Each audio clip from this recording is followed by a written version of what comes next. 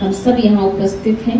अपने अपने पूर्वजों को हम सब याद करेंगे जो हमारे आज नहीं हैं लेकिन थे, जिन्होंने हमें कुछ सिखाया, हमें कुछ बनाया। तो ऐसे पूर्वजों को हम विशेष याद करते हुए उन पूर्वजों से अपने अंदर की जो भी गलतियां हैं, जो भी कुछ हमसे ऊपर नीचे हुआ है, या जो भी हम उनके संकल्प हैं, जो उनके अरमान हैं, जो अभी तक हमने पूरे नहीं किए, वो हम पूरे करें। कि कैसे हमारे उन पूर्वजों ने हमारे को इतना सिखाया, बनाया। आप सबको एक कहानी भी सुनाते हैं इसकी, कि कर्ण के बारे में आता है कि कर्ण जो था वो जब स्वर्ग में गया तो उसने जो खाना भोजन मिलता था उसको, तो कहते हैं वो भोजन जो था वो अक्सर करके सोने का बन जाता था और वो उसे खाना नहीं प्राप्त होता था। बाकी और जो खाते थे उन्हें खाना मिलता था। उसे बहुत बुरा लगता था कि मुझे, मेरे पास जो आता है वो सोना क्यों बन जाता, खाना क्यों नहीं बनता। तब कहते हैं कि उसको बताया गया कि आखिर में तुम्हें ये प्राप्ति क्यों नहीं होती, क्यों तुम्हारे पास भोजन नहीं मिल रहा है, क्योंकि तुमने जो दान किया वो क्या किया, सोना दान किया। तो जो तुमने दान किया है, तुमने अपने पूर्वजों के प्रति कुछ नहीं किया, तुमने अपने पूर्वजों को कभी याद भी नहीं किया, उनके प्रति कोई अपना उद्गार, अपनी सेवा भाव नहीं रखी। इसी कारण से तुम्हें आज ये मिल रहा है। तुमने दान नहीं किया, अन्न का दान नहीं किया, या जो भी खाने का दान नहीं किया, इस वजह से आज तुम्हें यहाँ पर सोना मिल रहा है, क्योंकि तुमने सोना ही दान किया। इस कहानी को आगे बढ़ाते हुए देखते हैं कि फिर कहा जाता कि वो कहता, मैं अपने पूर्वजों से परिचित ही नहीं था ना, अपने बड़ों को मैं जानता नहीं था, मुझे तो ये पता ही नहीं था कि मेरे कौन है, मैं कैसे सेवा करता। तब कहा जाता उसे 16 दिन का टाइम दिया जाता कि ठीक है, तुम्हें अगर पता नहीं था पर अब तुम्हें समझ है, तुम्हें एक मौका मिलता है कि 16 दिन तक जाकर तुम अपने पूर्वजों के निमित्त जो करना चाहो वो कर सकते हो, उनको अपनी भावनाएं अर्पित करो। तो कहा जाता है कि वो पीछे आकर के अपने पूर्वजों को तृप्त करने के लिए अपना ये भोजन कराना, उसमें भी कहा जाता है 4 लोगों को तृप्त करना होता है।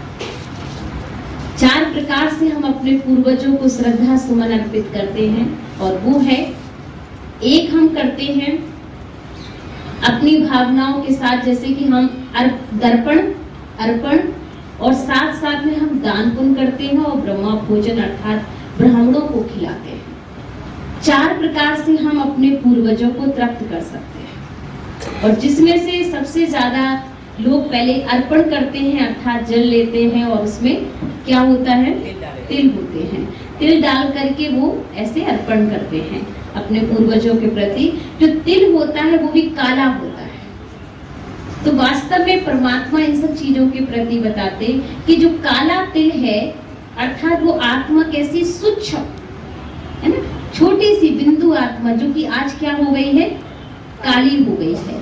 तो अर्पण करना अर्थात कि हमें कोई ना कोई, जब जल हम लेते हैं, वास्तव में आत्मा को शुद्धिकरण करने के लिए जो काली तिल है उसे जो अर्पण करेंगे, हम दर्पण करेंगे। जो दर्पण में हमें करना क्या, अपना दर्पण देखना है स्वयं का अंदर का, और उसमें हमें अपना दर्पण देखने के बाद हमें अपने अंदर की जो बुराइयां, जो कालापन आ गया, जैसे आजी बाबा ने कहा ना, काले हो गए हो तुम, तो जो कालापन आ चुका है, उस कालेपन से हमें अपनी मुक्ति पाने के लिए हमें परमात्मा कहते हैं प्रतिज्ञा करो। इसीलिए लोग जल उठाते हैं। जल उठाने का मतलब क्या होता है, प्रतिज्ञा है कि हमने, हमारे जो पूर्वज, हमारे जो बड़े हमें सिखा के गए हैं, हमें देकर गए हैं, हमको उनके अरमान, उनके संकल्पों को पूरा करें। तो वो दर्पण करना अर्थात अपना दर्पण, उनके चेहरे उनके सामने हमारे आते हैं कि हमारे पूर्वजों ने क्या अच्छा किया, क्या कमाया, क्या कर सकते हैं, उसका फल हमारे पूर्वजों से, जब वो उनकी प्रतिज्ञा, जो उनके संकल्प थे वो हम पूरे करने की प्रतिज्ञा करते तो आते हैं। तो आत्मा को शुद्धिकरण करने के लिए परमात्मा ने ये विशेष रूप से हमें क्या सिखाया है, हमें पहली चीज क्या करना है, दर्पण करना है, अर्थात कि अपना दर्पण देखना है, अपने कालेपन को प्रतिज्ञा करके खत्म करना। तो एक तो ये करते हैं हम। दूसरा काम करते हैं हम अर्पण करते हैं। अर्पण क्या करना है हमें, अर्पण जो करना है वो हमें जो विशेष रूप से जो हमारे अंदर कहीं ना कहीं चीजें दान देने की भावना है वो हमें देना है। अपने पूर्व पूर्वजों को हम खिलाते हैं, कुछ ना कुछ अर्पण करते हैं, उनके नाम पर अर्पण करते हैं। तो हम पूर्वजों को खिलाने का काम करते हैं। कहेंगे अपने पूर्वजों तक कैसे पहुंचेगा, तो उसके लिए 3 बातें बताते हैं कि 3 चीजों को खिलाओ तो पूर्वजों तक पहुंच जाता है। तो 3 तरीके अपनाते हैं। एक तो कौन खाता है? ब्राह्मण, दूसरा कौवा, तीसरा गाय। ये 3 चीजों को, और एक कुत्ते को भी खिलाते हैं, 4 को खिलाते हैं, एक कुत्ते को भी खिलाते हैं। तो 4 चीजों को खिलाने का रिवाज बना है भक्ति में कि वहां पे कहेंगे इनको खिलाओ तो उन तक पहुंच जाएगा। लेकिन वास्तव में परमात्मा कहते हैं कि इनको खिलाने का मतलब क्या है, इनके पीछे माने वो हमारे पूर्वजों तक जा रहा है।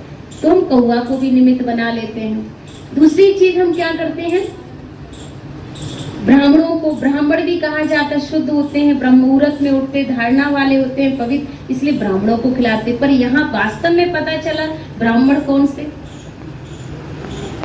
से ब्राह्मण?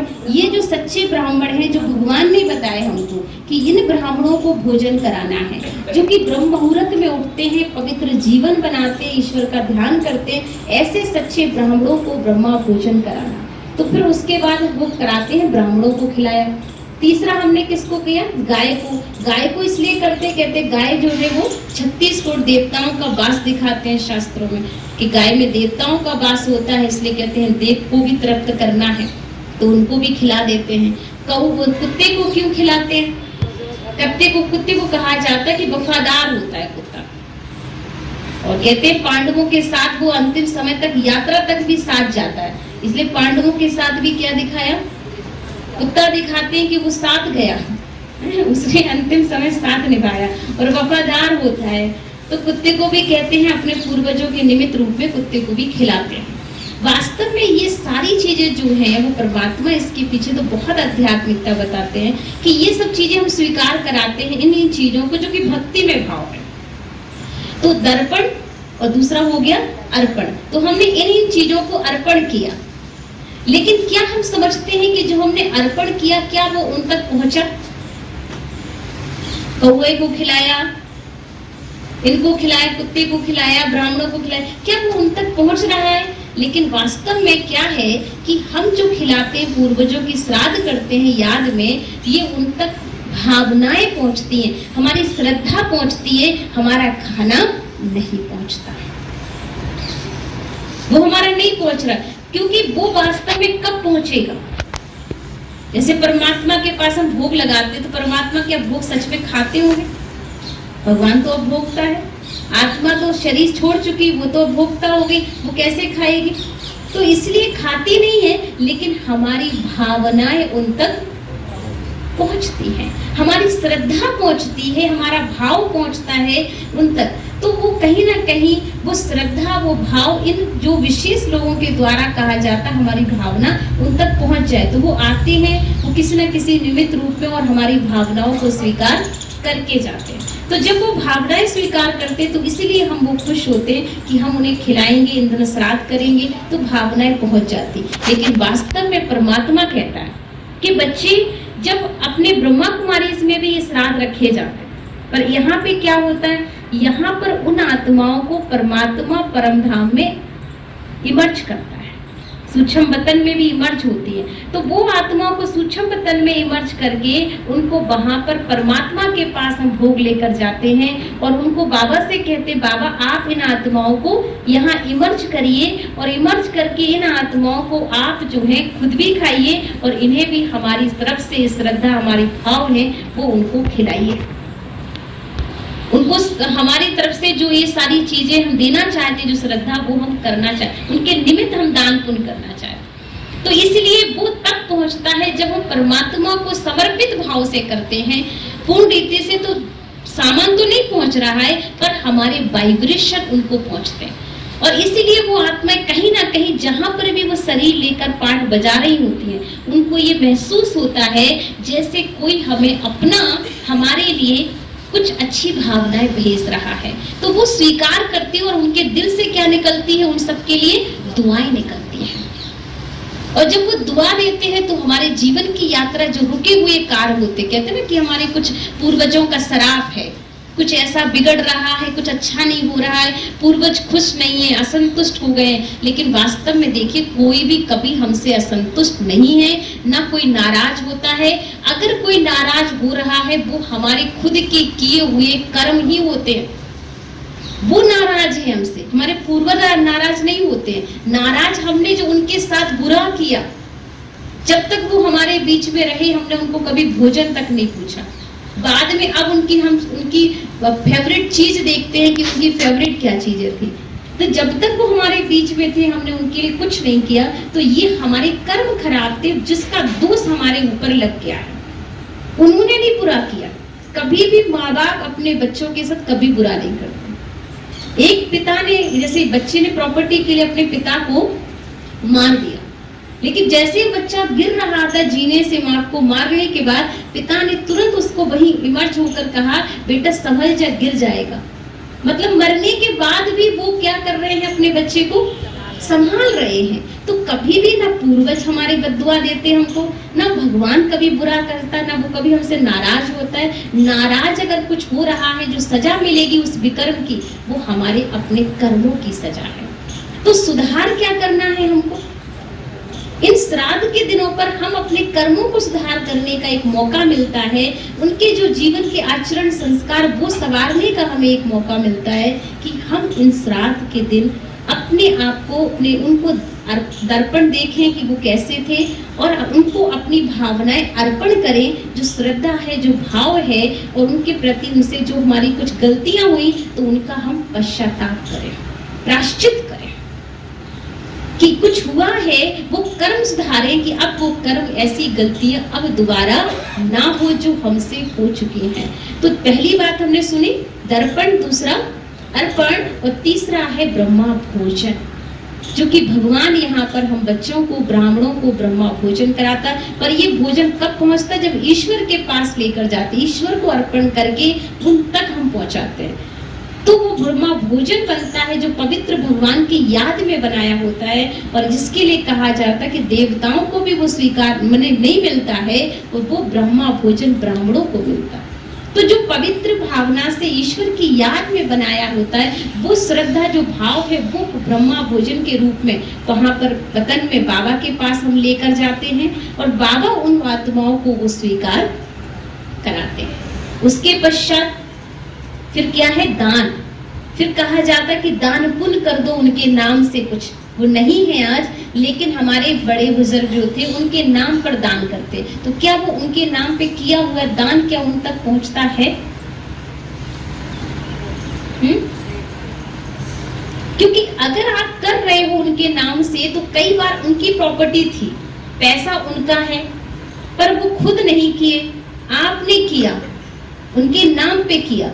तो उनके नाम पे जो करते हो, तो कहीं ना कहीं उनकी चीज उनके नाम पे करने के कारण कहीं ना कहीं उन तक वो जो जीवन में उनके कहीं ना कहीं असंतुष्टि है, अतृप्ति है, परेशानी है, किसी भी जिस मोड़ पे वो कहीं पर है, और उस जगह वो परेशान है, और आपने यहाँ पे उनके नाम पर कुछ अच्छा किया होता है, तो वो कहीं ना कहीं उनके जो आपके दूसरों को सुख मिला, उनके नाम पे सुख मिला, तो वो सुख जो वाइब्रेशंस होता है, वो उन तक वाइब्रेशन पहुंच जाता है। और वो वाइब्रेशंस हमारे जो वहां पहुंचते हैं, उनको जीवन में जो कष्ट आ रहा था, जिस फील्ड में, जिस परेशानी से वो गुजर रहे थे, जूझ रहे थे, कहीं ना कहीं उनकी वजह से जो सुख किसी को मिला, दान किया, वो वहां उनके पास पहुंचता है। अर्थात कि वो सुख कामनाओं के द्वारा, दुआओं के माध्यम से वो सुख, वो खुशी उनके पास, वो तृप्ति पहुंच जाती है। और जब वो तृप्ति उन तक पहुंचती है, तो वो अपनी जिस फील्ड में काम कर रहे थे, उसमें उन्हें सफलता महसूस होती है। फिर वो अपने दिल से आपको क्या देते हैं? सबको दुआ देते हैं। दिल से दुआ निकल रही है, दुआ नाम लेकर नहीं निकलनी चाहिए, दुआ अंदर से भाव निकलता, वाइब्रेशंस निकलते हैं, किसी के सुख के वाइब्रेशंस। और जब वो निकलते हैं, तो वो हमारी जिंदगी में, हमारे जीवन में भी खुशियां बिखेर देते हैं। इसीलिए दान पुण्य करना मतलब कि पहली बात तो हम करते, हमारा भी कल्याण होता है, हमारा भी भला होता है, और आने वाले समय में उन आत्माओं को भी हम वाइब्रेशन, अपनी पीढ़ी को भी सिखाते हैं कि दान पुण्य करो। तो पहली चीज तो हमें खुद ही करना चाहिए। अपने हाथ से करके जाओगे, मिलेगा तो वही, किसी का किया हुआ हमें पूर्ण प्राप्ति नहीं करा सकता है, लेकिन बस थोड़ा सा हमें कुछ जरूर एक डूबते हुए राही को थोड़ा सा तिनके का सहारा हो जाता है, तो हम कम से कम कुछ नहीं कर सकते, पर तिनके का सहारा तो जरूर अपने पूर्वजों के लिए बन सकते हैं, अपने कुल का नाम कर सकते हैं, अपने कर्मों से, अपने सोच से, कि जिससे वो जहाँ हैं उनको वो खुशी मिले। ठीक है, तो ये श्राद्ध माना हमारी श्रद्धा, दिल का भाव, जो कि हम उन तक पहुंचाएंगे और हम बाबा के पास उन आत्माओं को इमर्ज करेंगे। तो ये सभी कर सकते हो, आप सब बैठे हैं, अपने अपने पूर्वजों को लेकर के, अपने जिनको भी आपकी श्रद्धा है, बाबा का संदेश दीजिए, बाबा का ज्ञान दीजिए, बाबा की दृष्टि दीजिए, बाबा का प्रसाद, ब्रह्मा भोजन, खीर पूरी सब्जी जो भोजन में बना है वो बाबा का उन्हें भी खिलाइए, कि ये ब्रह्मा भोजन आप खाएंगे तो आपके भी जन्म जन्म के पाप कर्म जो है वो भी शुद्ध बने और बाबा के द्वारा उन तक वो चीज कर लेता ना। तो बाबा उन आत्माओं को हमारी भावनाएं पहुंचाए।